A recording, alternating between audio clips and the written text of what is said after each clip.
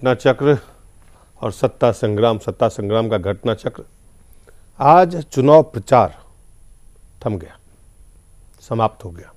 2014 के आम सभा चुनाव के लिए जो चुनाव प्रचार चला, उसकी आज समाप्ति हुई। इस चुनाव प्रचार के दौरान नेताओं ने, राजनीतिक दलों ने जिस तरह के आरोप प्रत्यारोप, व्यक्तिगत हमले और तमाम तरह के मुद्दे, विषय, चर्चाएं, लोगों तक पहुंचने के प्रयास, television, print, social media, hoardings, तमाम तरह के प्रचार प्रसार के साधन उन्होंने बनाए।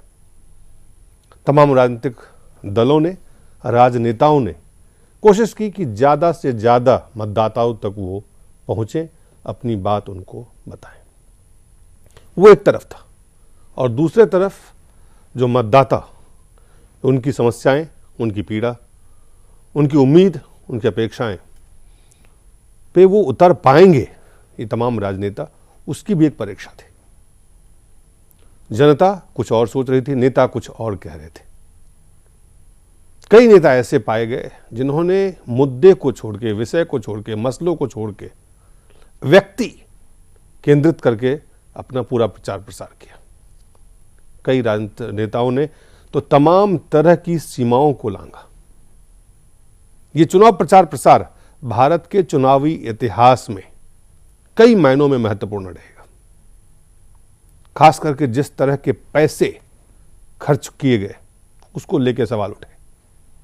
क्या भारत जैसा मुल्क जहां साधन की इतनी कमी है, इस तरह के पैसे क्या खर्च किए जा सकते हैं?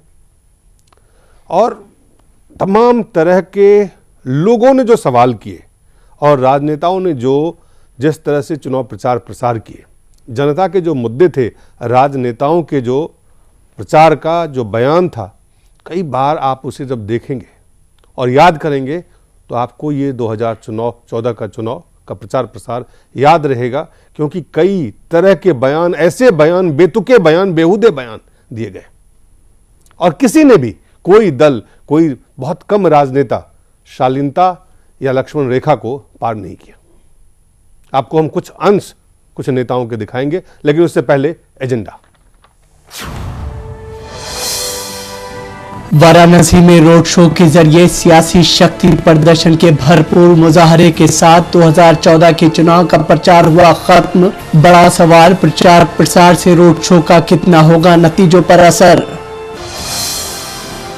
और व्यक्तिगत आरोप प्रत्यारोप का क्या होता है देश की सियासत और समाज पर असर।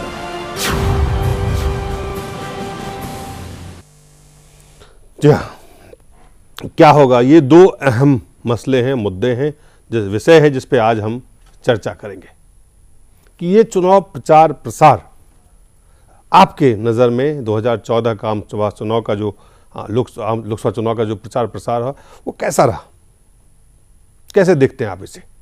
हम अपने विशेषज्ञों से भी राय लेंगे, हमारे साथ राजनेता भी हैं, इस पर हम चर्चा करेंगे, लेकिन एक छोटे से ब्रेक के बाद।